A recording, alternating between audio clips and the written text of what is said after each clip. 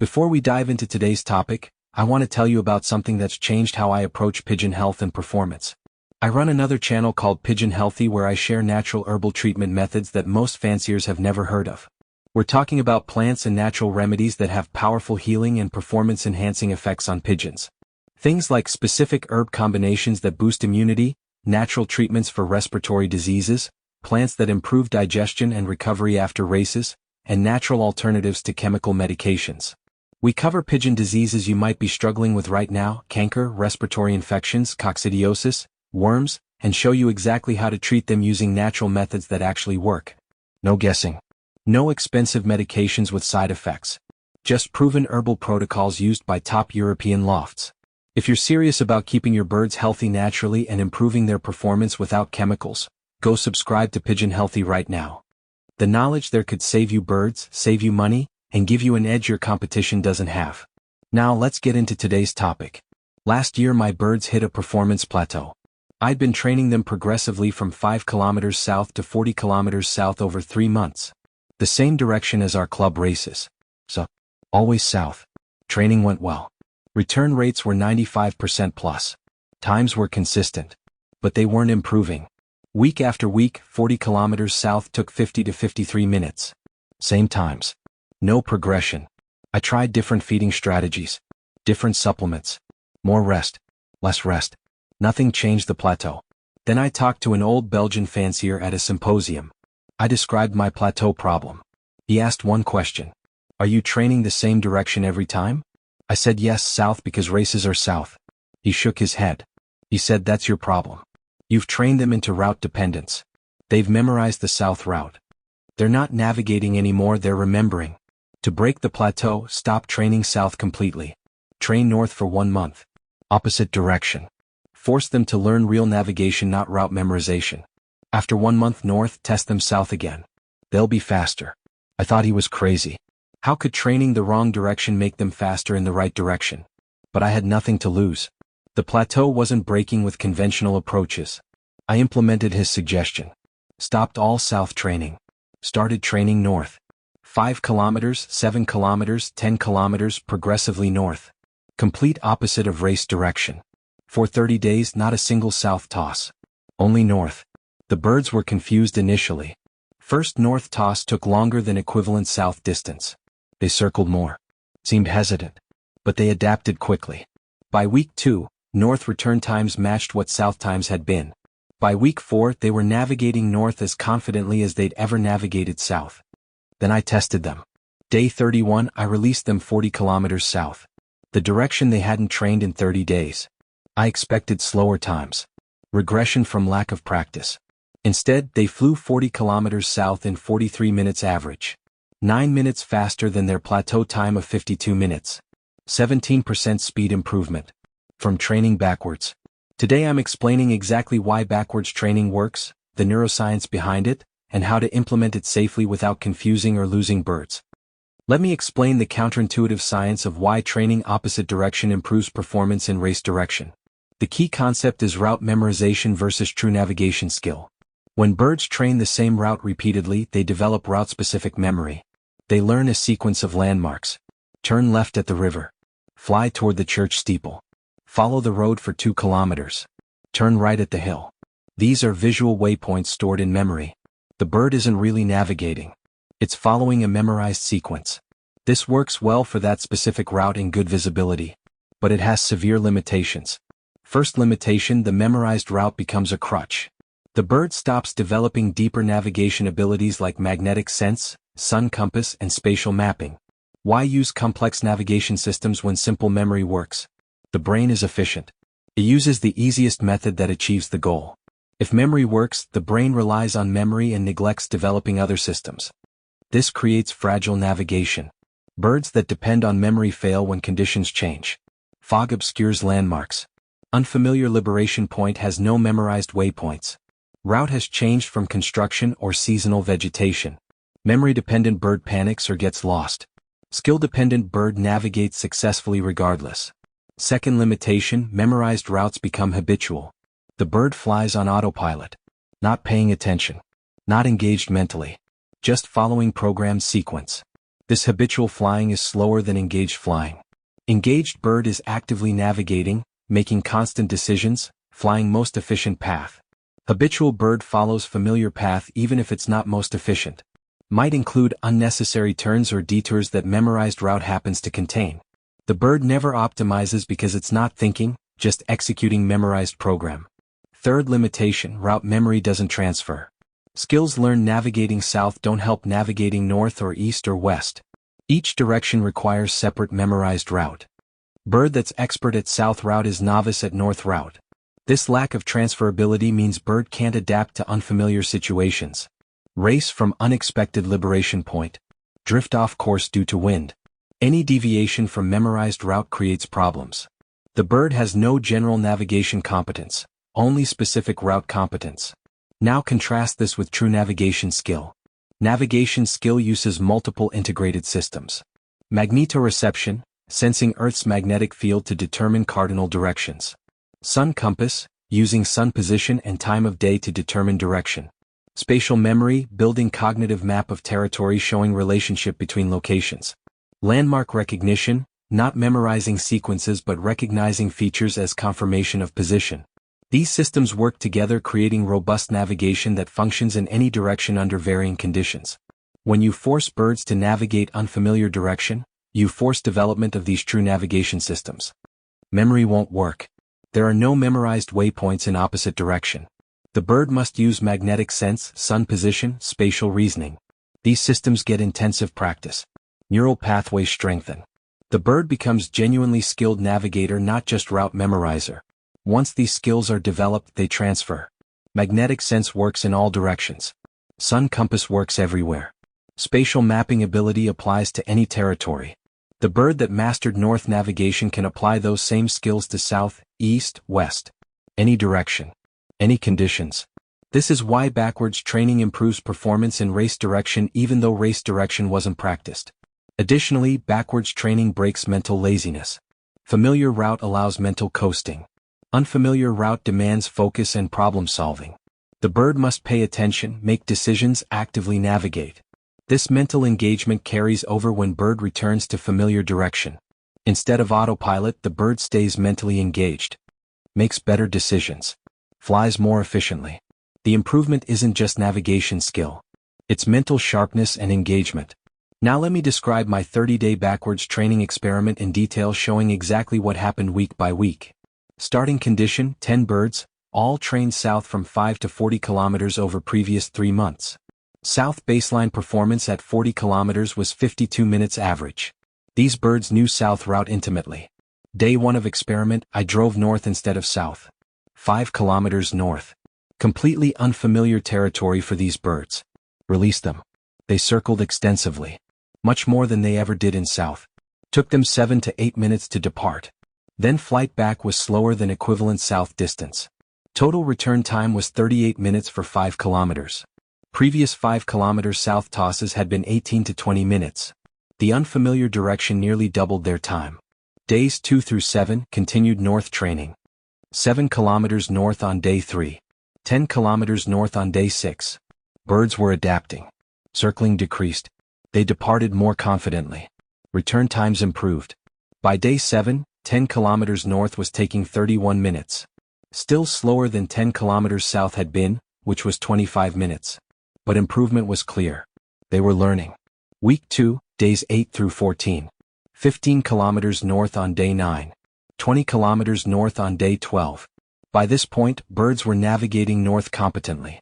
Minimal circling. Direct departures. Return times from north matched what south times had been at equivalent distances. 20 kilometers north took 41 minutes. 20 kilometers south previously took 40 minutes. Essentially equal. They'd caught up. North was no longer harder than south. Week 3, days 15 through 21. 25 kilometers north on day 16. 30 kilometers north on day 19. Something interesting happened. North times started beating previous south times. 30 kilometers north took 53 minutes. 30 kilometers south previously took 58 minutes. They were faster going north, the unfamiliar direction, than they'd been going south, the familiar direction. This suggested they were navigating more efficiently. Not relying on memorized route with its inefficiencies. Flying direct optimal paths using real navigation skills. Week 4, days 22 through 30. 35 kilometers north on day 23. 40 kilometers north on day 27.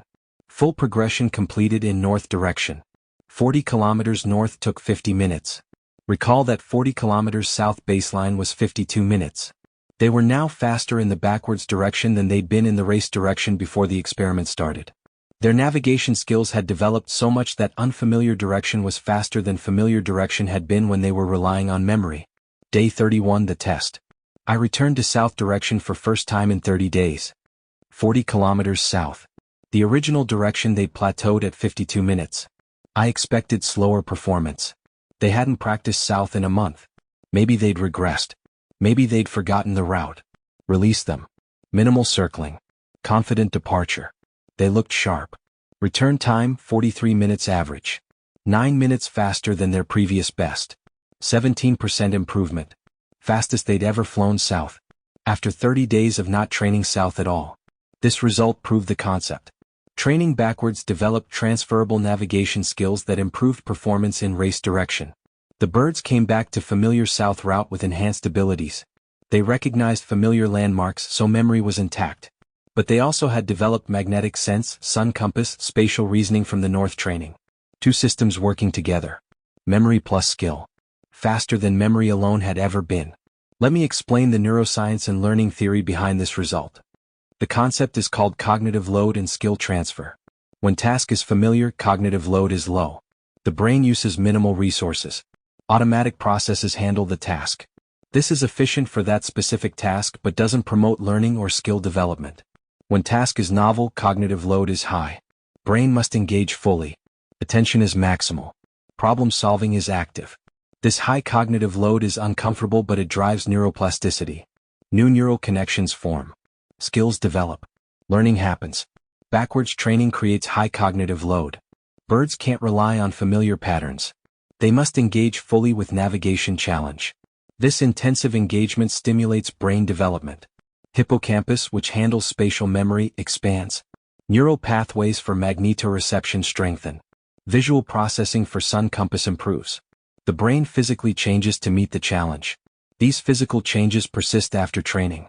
When bird returns to familiar direction, the enhanced brain applies to that context too. The navigation improvements transfer. This is analogous to athletic cross-training.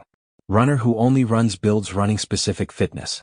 Adding swimming or cycling forces different muscle recruitment and cardiovascular demands. This cross-training often improves running performance even though running itself wasn't practiced. The varied stimulus builds general fitness that enhances specific performance. Same principle with backwards pigeon training. Training opposite direction builds general navigation competence that enhances race direction performance. Now let me teach you the practical protocol for implementing backwards training safely. Critical point: this is not for beginners or young birds. Backwards training requires birds that already have solid foundation in race direction. Minimum 3 months of progressive training in race direction before attempting backwards training. The birds must be competent navigators in familiar direction before you challenge them with unfamiliar direction. Attempting backwards training with novice birds will confuse them and likely cause losses. Step 1. Establish baseline performance in race direction. Train birds progressively in race direction until you have reliable return times from target distance. For example, train to 40 kilometers south with consistent 50 to 55 minute return times. Document this baseline. This is your comparison point for evaluating backwards training effectiveness. Step 2. Identify opposite direction. If races are south, opposite is north. If races are west, opposite is east. The key is choosing direction that has minimal overlap with familiar territory.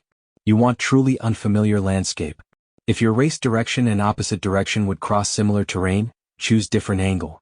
The goal is forcing birds into completely unfamiliar navigation challenge. Step 3. Begin backwards progression conservatively. Don't jump to long distances immediately. Start at 5 kilometers opposite direction even if birds are trained to 40 kilometers in race direction. Unfamiliar direction is harder. Start short. Give them success.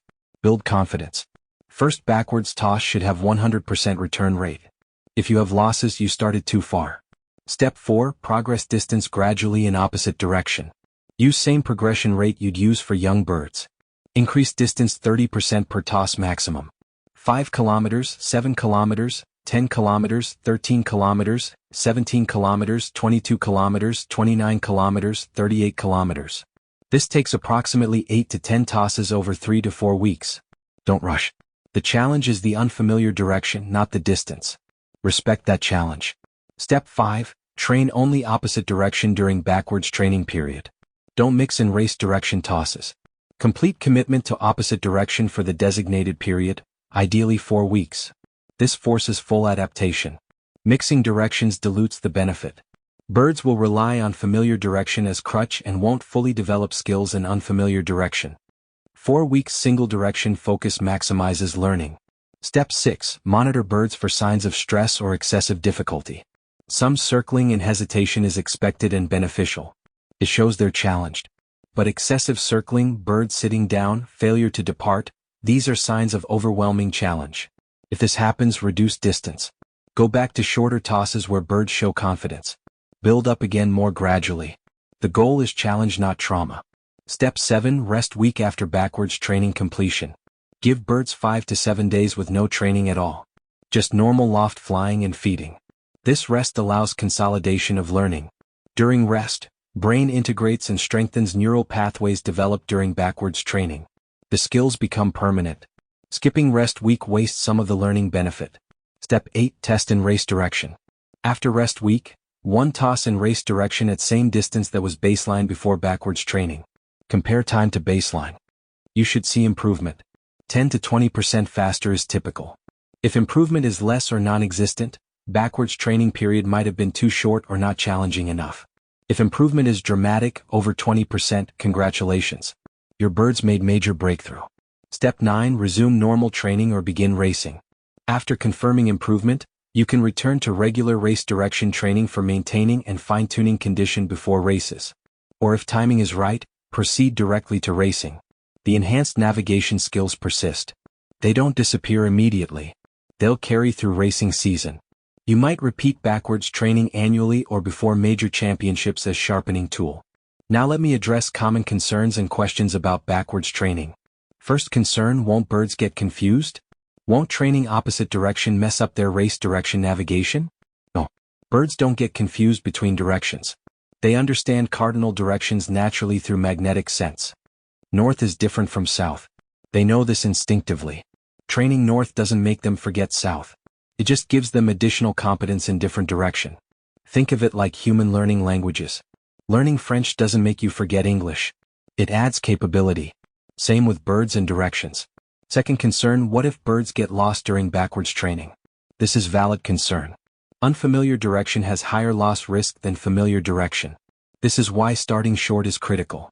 5 kilometers first toss. If birds struggle at 5 kilometers, 40 kilometers would be disaster. The short start identifies problems early with minimal risk. Also, backwards training is only for proven birds.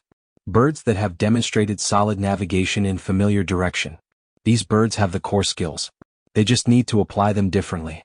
Loss rate in backwards training should be under 5% if protocol is followed correctly. Third concern: when is right time to use backwards training? Best timing is 4 to 6 weeks before major championship race. Long enough to complete 4-week backwards training plus 1 week rest plus at least 1 week of race direction sharpening. Don't do it during active weekly racing. Don't do it with young birds still learning fundamentals. Don't do it within 2 weeks of important race. The 4 to 6 week pre-championship window is optimal. Gives you breakthrough performance exactly when it matters most. Fourth question: can I train multiple opposite directions? Like north and east if races are south? Yes, but not simultaneously. Complete one opposite direction fully 4 weeks north. Then if you want 4 weeks east. Don't alternate. The benefit comes from sustained challenge in one unfamiliar direction forcing deep adaptation. Alternating prevents deep adaptation. Sequential is fine if you have time. Typical use is 1 opposite direction cycle per year before championships. Fifth question: does this work for all birds or only certain types? Works for any bird with solid navigation foundation. Young birds, old birds, cocks, hens. The mechanism is universal. Challenge forces skill development. Skills transfer. Some birds show more dramatic improvement than others. Birds that were highly route dependent show biggest gains. Birds that already had good general navigation show modest gains. But improvement is virtually universal if protocol is followed. Sixth question: what if my race direction changes season to season? Some clubs race north in spring, south in summer. How to apply backwards training. Train opposite of the upcoming championship direction. If big race is north, train south in the 4 weeks before. If big race is south, train north. Don't try to optimize for multiple directions simultaneously. Pick most important race. Optimize for that. The skills developed will help other races too, even if they're different directions.